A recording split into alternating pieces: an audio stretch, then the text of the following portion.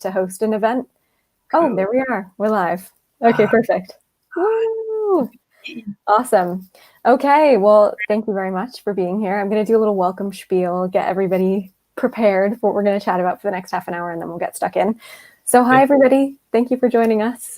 We're trying something new today. As you can tell, we are not on Instagram like we normally are. We actually are on Instagram, but we're on multiple platforms too.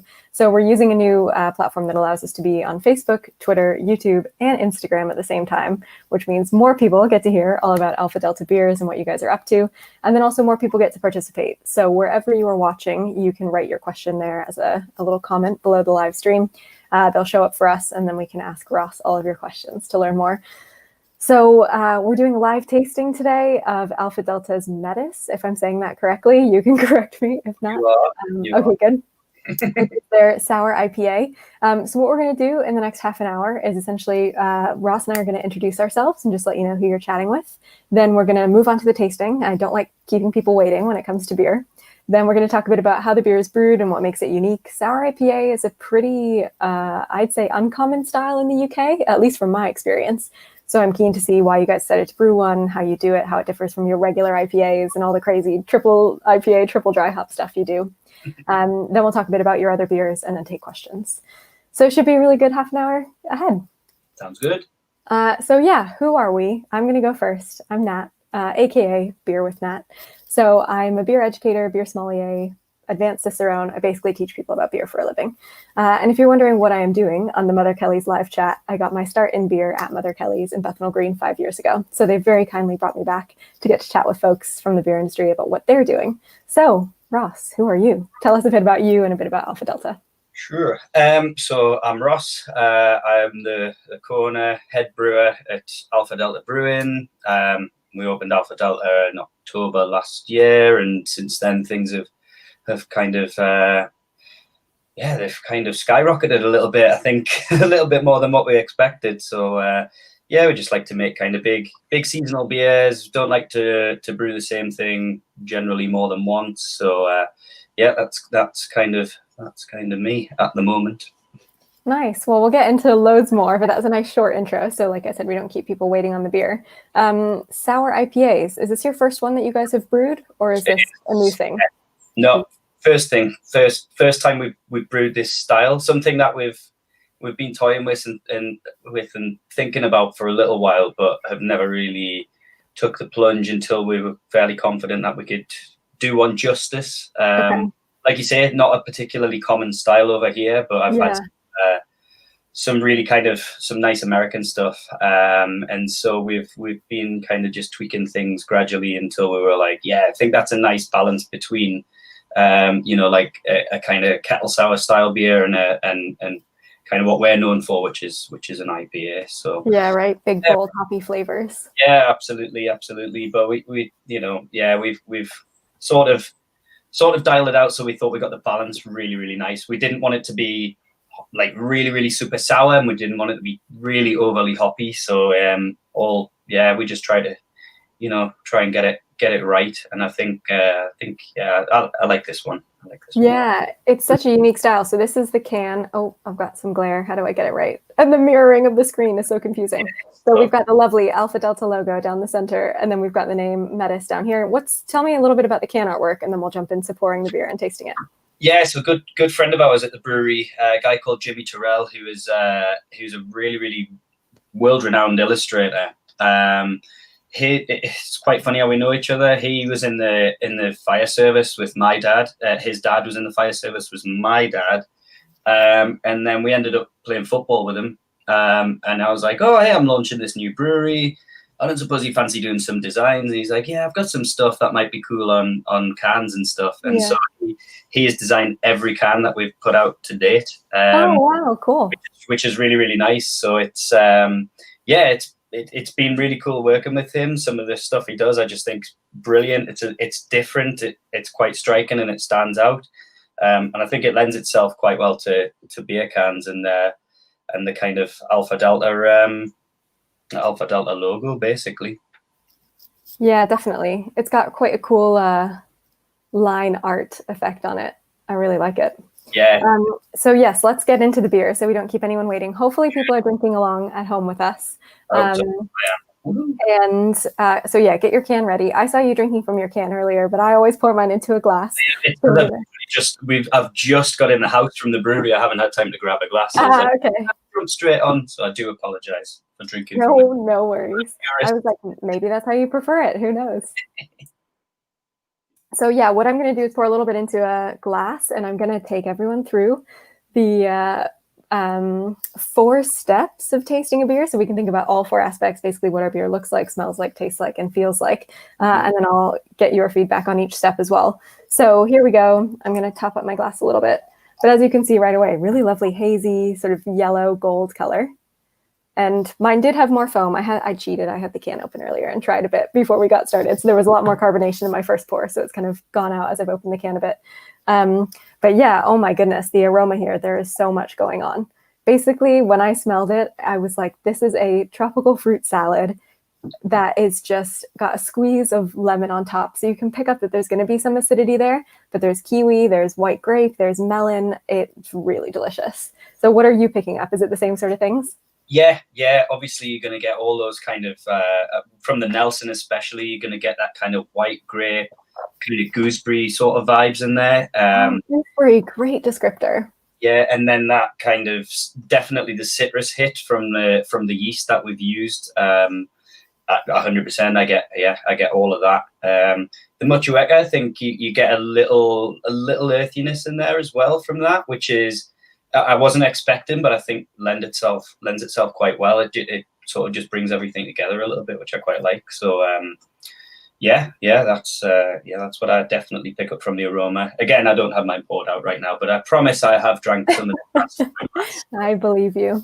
Yeah, for me, when I went back in and smelled it a second time, kind of a bit more intensely, it smells like the skin of a kiwi along with the inside of the kiwi, and that's where you get that kind of earthy thing for me as well. Definitely, yeah. It's that nice mix of the brown and the green, like the bright fruit, but then some like sort of undertones there of something a little bit earthier. Yeah. And oh my goodness, when you take a sip, that is tart up front. It is, yeah. Right? You say sour IPA, you get sour, but then it kind of, that sourness goes away and all of those fruit flavors come out, and that bitterness really hits on the side of the palate as well after you finish it. So it changes, the beginning, middle, end of the sip of beer is totally different. Yeah, I agree. I think it's pretty complex. I mean, we did sour this quite far. We took the pH right down. I think we ended up at a pH of like 3.25. So it is sour. Very low for a beer, yeah. Yeah, and we've never got a kettle sour that low before, but we didn't actually. This isn't kettle soured. This is done with a new yeast from. Is it from Lallemand? It is. The Philly sour. Yeah, I can't remember what's it called. Is it the Philly sour? Sour, sorry. Yeah. Sour, which is great because it means you're not tying up tanks waiting for things to sour, retransfer and reboiling. You're fermenting and souring all with one yeast in tank. Means you do have to be a bit more diligent with your cleaning processes after, of course. But it's soured the beer really, really well. It does take quite a while, but as soon as we were kind of happy with the pH, we were like, right, great, let's get those hops in there and really let them do their thing with it. So really, it's kind of a nice clean sourness that you get with that yeast as well, which we're really happy with. First time we've used it, certainly won't be the last time we've used it, I don't think. I think that's going to be a big game changer in kettle sour beers and stuff like that, especially. It's really, really good. So yeah, happy with how it turned out. Mm-hmm. Yeah, I just want to mention how light the mouthfeel is too. Like it's very spritzy. There's like that slight mouth puckering that you get from the acidity, but overall it's really light and spritzy, like a perfect late summer beer for kind of the warm temperatures we have here in London today. Yeah, definitely. It's a lot of Pilsner malt in this one, so we wanted to keep things like super clean, super light, really easy. It's Pilsner and wheat. That's it. So we almost went kind of old school Berliner Weiss style malt bill with this one. And that's kind of, that's what we were shooting for. That's what we're hoping for, is that kind of, like you say, like a really nice kind of summer drinker that you can just sit on a hot day. I mean, it's even hot in Newcastle today, and that's pretty unheard of. Okay, that's what I was wondering. I'm not sure what the weather's like where you are, but yeah, I was like, it's warm down here. I don't know if it's ever warm up there. Fairly warm. It's been fairly warm. So yeah, that's exactly what we were shooting for, was that kind of summer drinker. And yeah, like you say, just nice and easy, and like you say, spritzy. And we took the carb a little bit higher than we normally do on our IPAs and stuff, because we wanted that kind of prickly, sort of fresh mouthfeel with it, which I think we kind of got with this. So yeah, definitely ticks all the boxes. Nice. So you started to talk a little bit about the brewing process, but let's go a little bit more into that, if you're okay with it, of course. However, whatever trade secrets you got to keep, you let me know. Of course. But yeah, so when I think sour IPAs, I've really only had them from a few breweries in the States, Hudson Valley Brewery in particular. I know they make a load of them. And I always thought it was a kettle sour, and then you would add in your hops later. So I wanted to understand, how much hopping are you doing during the boil? Is it really about bitterness in this style, or is it mostly about those dry hops to get the aroma and flavor? And then, like you said, you didn't do a kettle sour, which is a traditional approach. So if you could talk about why, was this just an experiment to go with this new yeast? Had you ever used that new yeast before? Why did you decide to take that approach as opposed to doing the more tried and tested approach of a kettle sour? Sure. So I've already mentioned the malt bill. We dropped the pH a little bit in the mash, but we kept the mash temperature quite low because we wanted to ferment it out fairly dry. So we wanted all of the sugars that were in there to be pretty well fermentable. So that was the first thing. Second thing was, not very many hops at all. We'd like to keep the IBUs below 10. Wow. And is that, of course, to support the yeast then? Absolutely, yeah, because the lactobacillus will start fighting. The hops are obviously going to be like a natural preservative to the beer. If you put too much in there, the lactobacillus, the bugs aren't really going to take. They're going to kind of fight each other a little bit. So below 10 IBU is always what we would do with a kettle sour anyway. We always like to put some hops in there. I think that's just kind of an old school purist, like if you brew a beer, you got to put some hops in there. You probably don't even have to, really. So we did that. Very, very little, really small bitter in addition. We steeped some hops at 80 degrees at the end, like sort of whirlpooled them in there. But again, just a small amount, just to give it a little bit of something.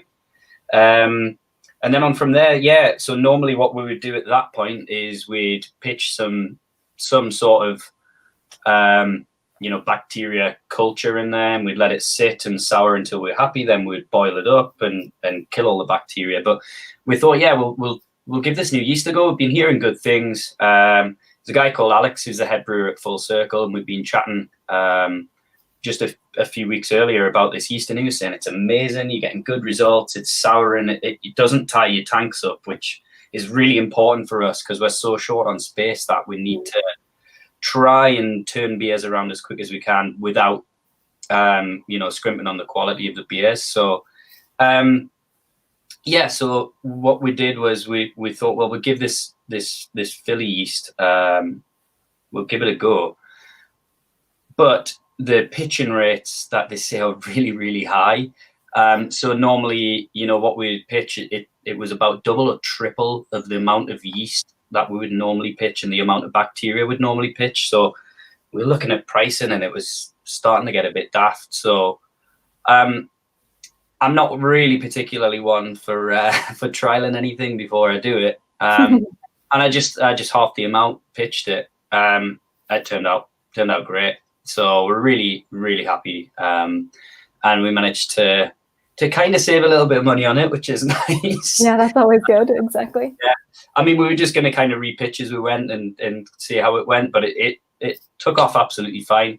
It took maybe 2 weeks to ferment out, which for 6% is quite a long time in the way that we would normally do things. But we did oxygenate it a little bit to kind of help it along through fermentation. So that seems to have done the job. And like I say, it soured out really nice and then continued to ferment, and the souring just sort of stopped and it carried on. So and then dry hops, we hit it with a fairly big, I think this is about what was this one? It's about 20 gram a litre dry hop, so it's still quite a big dry hop on this. Holy cow, that is still a lot. Yeah. Yeah, for a sour IPA. I mean, we were going to shoot for about 15 initially. We just managed to get our hands on some more Nelson, so we're like, man, just stick it in there. So yeah, it's more heavy on Nelson than the Mochueka, which I'm quite glad about because I definitely get those kind of earthy tones with it, but it's not overpowering enough. And I think if we'd have maybe done 50-50, it would have been out of balance a bit. So yeah, that Nelson just kind of kicks through with all those like really nice, kind of like you say, white grape and gooseberry flavors, and that Mochueka is just there as almost like a backup, just like a supporting artist. And then what we do is we just browse our hops 3 times a day over about 5 days. We do that at 14 degrees. We always dry hop at 14 degrees. And then that's it. If we're happy, it's done its job, we'll crop them out, stick it away and carbonate it up. If not, then what we'll do is we'll crop the hops out and everything else, and we'll stick another dry hop in there if we're not happy. And we won't ever release anything until we're tasting it from tank going, yep, okay, we're happy with that. It's good. And that's about it. Yeah, we were happy with this first time round, so no more. Yeah, that's what I was going to ask. Was it difficult for this one because you had nothing to compare it to know, is it ready? Yeah, well, that's always a tough thing because we don't ever really brew the same beer twice. So okay. we just keep going and going and going until we're happy with it. Then we take it into the office and say we've used this many hops in the beer. Sorry, you price that up, and they're going, why'd you keep putting so many hops and things? But yeah, like I say, we never ever scrimp on the quality. If we're not happy with the beer, it doesn't leave the door. Simple as. And we'll persevere with it until we're happy. Yeah, so let's talk about some of the other beers that you brew then. So this is your first go at doing this sour IPA style, and it's tasting awesome. Mm-hmm. How does it differ from what you normally do? So are you normally doing more West Coast IPAs, more New England IPAs, or is it, like you said, anything you want to try, you'll give it a go? I'm just wondering what it must have been like on the brew day for this, being like, okay, let's try it. It's not anything like we've done before. Yeah, that's a sort of common theme on a brew day at Alpha, is we just go, all right, let's just go for it. Let's just do it. Let's try it. Let's just try it. And like we kind of like just going a bit freestyle on things. And sometimes I think that's where some of the best beers come from. But we brew all sorts. I mean, obviously we're probably more well known for the big IPAs and triple IPAs and double IPAs. That's where we kind of got our name in the UK at least. So yeah, kind of big hoppy punchy beers. I mean, me personally, I really love dark beers, so we're starting to release a lot more imperial stouts. I've got some really nice stouts barrel aging away that have been in barrel since January, so we're hoping to get them out for Christmas time. We just taste them every month, and as soon as we think they're ready, we're going to get away and bottle those. We've got 3 tanks at the minute, which have got mixed fermentation beers in, which is another thing I'm really, really excited about. So we've got some really cool blends of bugs and bacteria, different yeast strains that we've basically mixed up into 3 small tanks, and we split one brew 3 ways, and we're just trying 3 different things with it. So it's really interesting to see how these beers are changing every week. And we get in on a Monday and we're all excited to go and like, wow, how's the beer changed this week? How's the sour stuff going?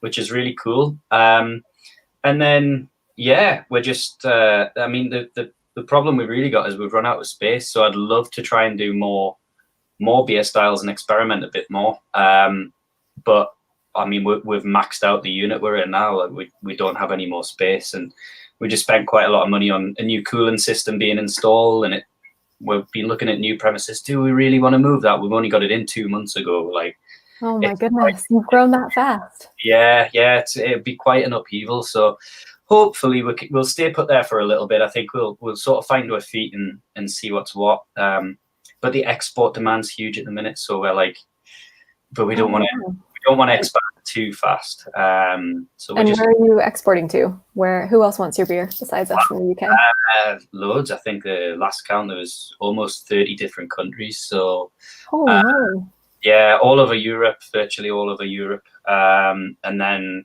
quite a bit to Scandinavia. We're doing I mean, we've got Thailand now. We just sent off to China for the first time. So it's crazy. Like, it's going all over the place. Really, really cool. Congratulations. That's great.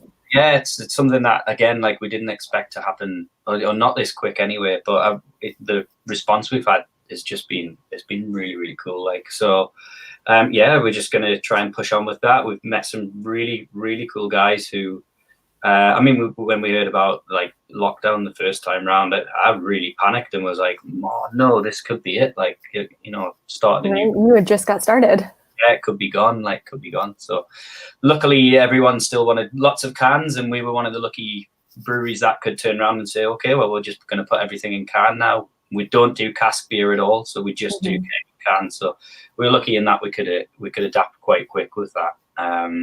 And do you have your own canning line, or do you have mobile canning at the moment? It's our canning line is getting installed as we speak. So exciting. Okay, that's awesome. We finally have our own canning line. It's a big one as well. It's a big, nice one. So the guys have been up all week from a company called Angelus. So the canning line's from America. It's actually the same canning line that Dare used down there. So we were chatting to the guys at Dare, and it was good enough for them down there. I'm sure we can make do up our end. So yeah, I think this is maybe only the second or third line in the UK that they've got at the minute, but it looks great. It's like a six head filler, so we can really get through some volume on it as well. And it's like it's virtually fully automated, so less manpower on there as well, which for us is a huge thing. So yeah, fingers crossed. We should be canning our first beer on it tomorrow morning. Amazing. That's super exciting. And yeah, how many of you are there? How big is your team? I think you're quite a small operation, aren't you? We are, yeah. So in the actual brewery, there is 3 of us, and then in the office there's 1, and then my dad sort of just floats in and out and does the account. Where he can. Yeah, so that's an important part. So that's absolutely good. Yeah, it does all the stuff I'm not interested in doing. Well, that stuff for it. Yeah, he'll do the invoice, and it's fine. So it's cool that he's like still involved on that side of things. And then we're just about to take over a tap room. It was my old brewery's tap room, and we're relaunching it. We only announced this today. So we're basically launching like an Alpha Delta tap, which is going to be a rock bar in the city centre of Newcastle. So Bex, who was working for us in the brewery, she's going to now be going to run our tap room in the city centre. So hope to have that open in a couple of weeks as well, because we don't actually have much of a presence in Newcastle at all. Like, we barely sell any beer up here, and it just seemed daft. So we had the opportunity to take this tap room on, and we thought, yeah, why not? Might as well. We'll go for it. Yeah, very cool. It's funny because I saw that you just recently did a brown ale, of course, tied to Newcastle very much. So I wanted to ask how Newcastle is a part of the brand identity, if at all. So it's not yet, but it will be more so. Absolutely. Yeah. I mean, when we launched Alpha Delta, we wanted it to be almost like nobody knew where we were from. And we didn't want to be that brewery from Newcastle and that brewery from, because there's a lot of great breweries up here, like a hell of a lot of great breweries up here. But yeah, we just wanted to almost be the enigma, and for no one to really know who we were or what we were doing. We just wanted people to judge us on the beer we were making, kind of the can art and stuff like that. So now obviously more people are aware that we are a Newcastle brewery. But we're based out of the city centre, and like I say, we don't have much of a presence on here because so many people jumped on it super early, which is really cool. So yeah, hopefully this having this permanent tap room, we'll always have a few Alpha Delta lines on there at all times. So that'll be kind of the place to find Alpha Delta permanently within Newcastle, which I think is nice, like to kind of keep a bit of an identity in our local area. Yeah, exactly right. There's so much beer tourism. People love to travel to visit their favorite breweries. So it would be a shame if they came all the way to you and couldn't find your beer. So at least they've got a space in Newcastle. Yeah, definitely. And I will remind everyone, if you've got any questions for Ross, leave them on wherever you're watching. We can take in all the comments and ask some questions. So we have had one come in, which is a question I had for you anyway as well. What is the inspiration behind the name, not only of the brewery, but of the beers? you've got loads of Greek letters, and I'm assuming it's the Greek spelling underneath on the can, but I may be wrong. So tell me a bit about that. Sure. Yeah. So basically, Alpha Delta. I mean, everyone thinks that we're really obsessed with Greek mythology and something to do with ancient Greece, but the true story is Alpha Delta. First of all, it's a call sign. So all the fire stations in Newcastle are all named after a call sign. My dad and my brother were in the fire brigade. My brother's still in the fire brigade. And they both worked at both Alpha Fire Station and Delta Fire Station together. So we thought that was cool. But it's also a bit of like a kind of a Geordie slang, Geordie saying that if something's really good, it's Belter. So Belter then became Waxer Belter, and then it just went on and on and on and snowballed to the point where people then started saying, oh, it's so good, it's Alpha Delta Waxer Belter. And that meant something was like really, really, really good. And that's like slang from our childhood, certainly out to the West End of Newcastle. And so when we were looking for names, Alpha Delta just kind of came about with that. We're like, we want it to be really good, but it also kind of ties in really nicely with my family background and working at Alpha and Delta fire stations. And so we went for the artwork and the logo design. We went for the Alpha Delta kind of Greek symbolism. And off the back of that, what we do is we then try and find a Greek goddess, god, deity, anything like that, something from Greek mythology that ties in with the beer. So if you actually search for the names of each of the beer, they'll either be the god or goddess of, say, something like sour, or something darkness and this and that for a stout, or the goddess of light. So it's like Hyperion, which is our pale ale. It's the only pale ale we do, but it's called Hyperion after the goddess of light because it's our like light beer.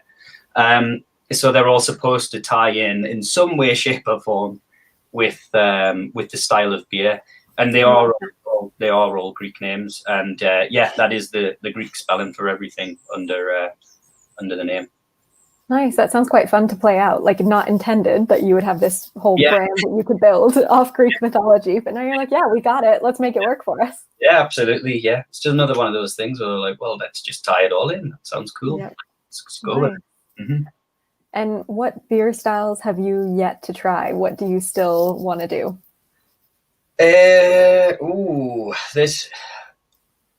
really like. Well, what I would really like to do is make an Irish dry stout, like a kind of Guinness style, because it's the beer that I probably drink the most, just because it's on everywhere and you know kind of what you're getting.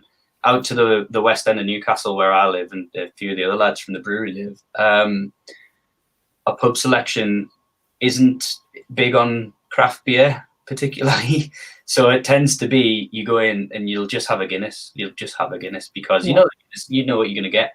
So I'd love to make an Irish dry stout that I could just drink all the time and just kind of session. So I think that may be in the pipeline at some point, but at the minute we don't really even have the space to make a core range, and I would love to bring that in as like a core range beer.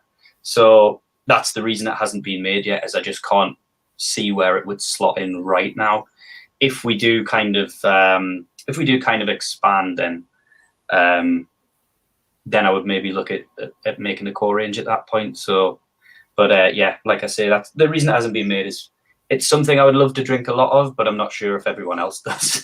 Yeah, it is always that difficult thing for brewers, right? Are you brewing the beers that you want to drink? Or are you brewing the beers that you know your customers want to drink? And of course, there's going to be some overlap, but maybe not necessarily with every beer style. Yeah, definitely. Okay, so we've had you look forward. So we've had a question come in that's asking you to look back. What has been your favorite beer that you've brewed so far? Ooh, that's a toughie. I've got a lot of place for a lot of time for a first double IPA that we ever brewed, which is called Ion. That was the beer that really kind of kicked us off as a brewery. I don't think anyone expected it. We sort of jumped out of nowhere, out of the blue, and everyone was going crazy for this double IPA from the brewery that they'd never heard of, and nobody knew where we were from. And it was like, and again, I think that sort of played to our strengths a bit, that we The just, mystery element almost. yeah, it just went crazy, and everyone was like, "Who are these guys? Where have they come from? What are they?" So that was really cool. Our last triple IPA, Nemesis, which was like a virtually a single hop strata triple IPA, and the strata hop just absolutely blew my mind. Unfortunately, I can't get any more until December now, but I've contracted as much as I can for next year. You're prepared. Yeah, it's like it was like the first time that I ever used Citra as a brewer, and I was just like, whoa, this is like serious. Like, this is going to be the hop to have. So I'm very lucky that I have a good relationship with the hop merchant that brings that hop in, and I've managed to get some. So yeah, that triple IPA was special. That's Nemesis, our last one. So yeah, I think they're the two that I'm probably have been the happiest with out of all of them. Maybe like Achilles, which is our single hop Citra double IPA as well, but I don't know, that one maybe not so much, because I think it's really hard to cock up a decent beer if you have Citra in there, because it's just so good. Like, you can just chuck it in anything and it's great. And automatically it's easy to drink. Yeah, absolutely. So yeah, there's a few other things I want to have a play about with, but definitely those ones so far. Yeah, geez. Well, it sounds like you need to get a bit more space to do all the things you want to do. My goodness. We do, definitely do. Yeah, we're hoping next door are going to move out so we can just knock through. Right, just play your music really loud or whatever you need to do to get the neighbors out. And we do. take over the space. Yeah. Amazing. Well, I'm just being conscious of your time. We've just gone a little bit over half an hour, but any last words you want to share about what beer styles people should be looking out for from you, or where they can find you, since it's not in Newcastle? So where should people get your beers, besides Mother Kelly's, of course? Obviously Mother Kelly's. So yeah, obviously thanks for hosting us. Yeah, I mean, to be honest, it's really hard for me to say where the beer is available, because we deal mostly with distribution, so we don't really deal direct with, apart from the few great local bottle shops that we have in and around Newcastle. So we're going to deal direct, I think, with about 5 customers now. And what styles are coming out next? So we have at the moment, which is going through our Canon line for the first time. Obviously, because it's me, I've decided to test the Canon line with a triple IPA. So we've got a triple IPA going into can tomorrow, and then next week we've got a double IPA and an IPA going in. And then we've got 2 very, very exciting collaborations coming up before the end of the month. So just a little teaser. That's all we get for now. Teaser. We'll be announcing them. One of them probably next week, and then one hopefully the week after. But these are 2 that had to go on the back burner. Well, actually, one's brand new. One had to go on the back burner that we've been super excited about. I've known the guys for ages, so to finally do a collab with them, and the beer style, again, I'm super, super excited for. So yeah, 2 very excited collaborations coming up, and then there's another 2 in the pipeline after that. We just haven't got dates booked in for them yet, so keep your eyes peeled. There's going to be some really, really nice stuff coming out soon. Amazing. So yeah, where can people find you? I know Instagram, you're at AD Brewing, and then you've got a few different handles for the other places. So yeah, now I want to know what these collabs are going to be. So where can people keep up with it? So at AD Brewing on Instagram, Alpha Delta Brewing on Facebook, and AD Brewing on Twitter as well. So yeah, pretty much just AD Brewing or Alpha Delta Brewing. Just look up Alpha Delta Brewing. Exactly. Amazing. Well, thank you so much for your time, Ross. It's been awesome to get to chat with you. And well, now your mystery brewery location has been revealed. We all know where you are. But even if you're in Newcastle, you can't find the beer. So the good news is you can find the beer at Mother Kelly's. So Mother Kelly's Bethnal Green is open. Mother Kelly's Stratford is open. And then Mother Kelly's Bottle Shop in Stoke Newington is open too. So you can shop there. And if you're not in London, go to motherkellys.co.uk and shop online. And you can get the beer shipped to you wherever you are. So yeah, I'm going to keep drinking the rest of my lovely Sour IPA. Thanks again for joining. And if you want to keep up with me and learn fun facts about beer, I'm at Beer With Nat. Just chatting beer all the time, the usual. So thanks again, Ross. Thanks, Mother Kelly's, for having me. And I hope all of you guys either go to your local Mother Kelly's or order online to try some of Ross's great beers. Here they are.